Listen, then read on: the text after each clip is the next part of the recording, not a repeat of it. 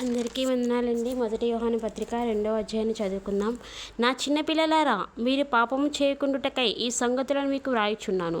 ఎవడైనాను పాపము చేసిన యెడల నీతిమంతుడైన యేసుక్రీస్తు అను ఉత్తరవాది తండ్రి యొద్ద మనకున్నాడు. ఆయనే మన పాపములకు శాంతికరమై ఉన్నాడు. మన పాపములకు మాత్రమే కాదు, సర్వలోకమునకు శాంతికరమై ఉన్నాడు. మరియు మనం ఆయన ఆజ్ఞలను గైకొనిన యెడల దీనివల్లనే ఆయనను ఎరిగి ఉన్నామని తెలుసుకుందుము.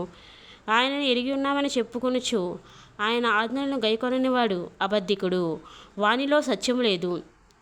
ఆయన వాక్యము ఎవడు గైకొనునో వానిలో దేవుని ప్రేమ నిజంగా పరిపూర్ణమాయెను. ఆయన యందు నిలిచున్నవాడనని చెప్పుకునేవాడు ఆయన ఎలాగూ నడుచుకునో అలాగే తానును నడుచుకున్న బద్ధుడై ఉన్నాడు. మనం ఆయన ఎందున్నామని దీని వలన తెలుసుకొనుచున్నాము.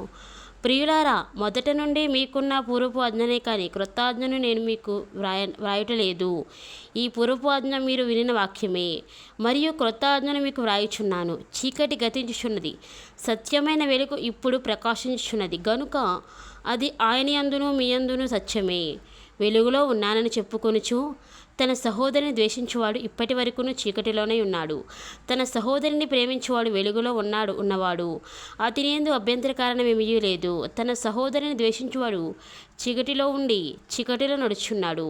చీకటి అతని కన్నులకు కురుడితనం కలుగచేసిన గనుక తానెక్కడికి పోవచ్చున్నాడో అతనికి తెలియదు. చిన్నపిల్లలారా, ఆయన నామమును బట్టి మీ పాపములు క్షమించబడినవి గనుక మీకు వ్రాయుచున్నాను. తండ్రులారా, మీరు ఆది నుండి ఉన్నవారిని ఎరిగి ఉన్నారు గనుక మీకు వ్రాయుచున్నాను. యవ్వనస్తులారా, మీరు దుష్టుని జయించి ఉన్నారు గనుక మీకు వ్రాయుచున్నాను. చిన్నపిల్లలారా, మీరు తండ్రిని ఎరిగి ఉన్నారు గనుక మీకు వ్రాయుచున్నాను.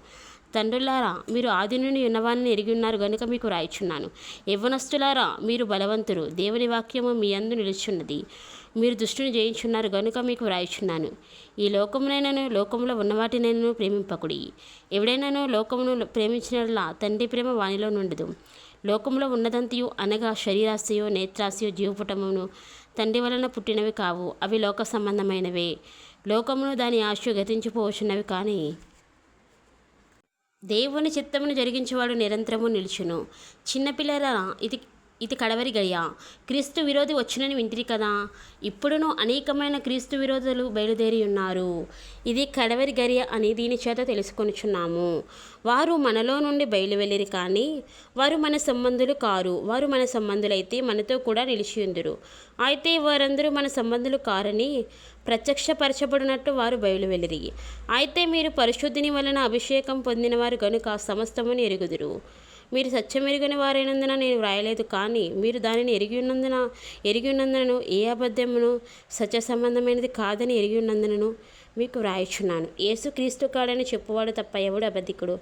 తండ్రిని కుమారుడని ఒప్పుకొనని వీడే క్రీస్తు విరోధి. కుమారుడని ఒప్పుకొనని ప్రతివాడును తండ్రిని అంగీకరించేవాడు కాడు. కుమారుని ఒప్పుకొనివాడు తండ్రిని అంగీకరించేవాడు. అయితే మీరు మొదటి నుండి దేనిని వింటిరో అది మీలో నిలవనీయుడి. మీరు మొదటి నుండి విన్నది మీలో నిలిచినట్లా మీరు కూడా కుమారుని యందును తండ్రి యందు నిలుతురు. నిత్యజీవము అనుగ్రహించున్నదే ఆయన తానే మనకు చేసిన వాగ్దానము. మిమ్మల్ని మోసపరచు వారిని బట్టి ఈ సంగతులు మీకు వ్రాసిన్నాను. అయితే ఆయన వలన మీరు పొందిన అభిషేకం మీలో నిలుచున్నది కనుక ఎవడనూ మీకు బోధింపనక్కర్లేదు. ఆయన ఇచ్చిన అభిషేకం సత్యమే కానీ అబద్ధము కాదు. అది అన్నిటిని కూర్చి మీకు బోధించున్న ప్రకారముగాను ఆయన మీకు బోధించిన ప్రకారముగాను ఆయనలో మీరు నిలుచున్నారు. కాబట్టి చిన్నపిల్లలారా, ఆయన ప్రత్యక్షమగునప్పుడు ఆయన రాకడ యందు మనము ఆయన ఎదుట సిగ్గుపడక ధైర్యం కలిగి ఉన్నట్లు మీరు ఆయన యందు నిలిచియుండుడి. ఆయన నీతిమంతుడని